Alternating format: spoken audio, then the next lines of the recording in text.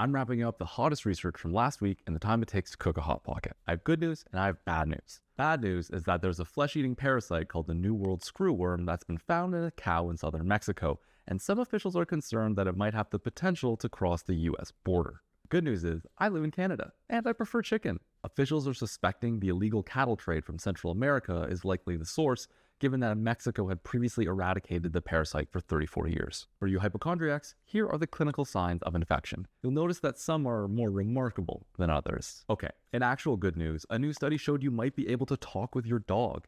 They will be limited to 2-word sentences though. Researchers recruited dog owners whose dogs already used a soundboard and asked them to report on all the different button presses that their dogs did. What they found was that dogs didn't use the buttons randomly, and likely didn't use them in imitation or by command of their owners either. They also found that many dogs were able to make non-accidental 2-word combinations, the most common of which was food plus play.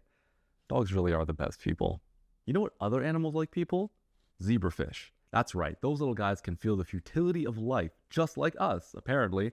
And also they like ketamine. That's right, these crazy researchers made zebrafish swim up a current at the same speed as they could swim and see how long it took them to just give up. And then they gave them ketamine, and boom, the fish took longer than before to give up, which is like the opposite of what they tell you drugs do in school.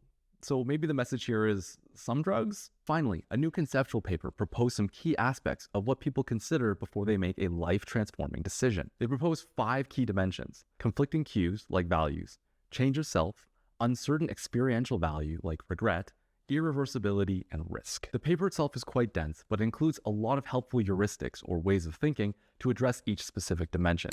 I highly recommend checking it out after you finish eating your Hot Pocket or before you decide to do ketamine. See you next week.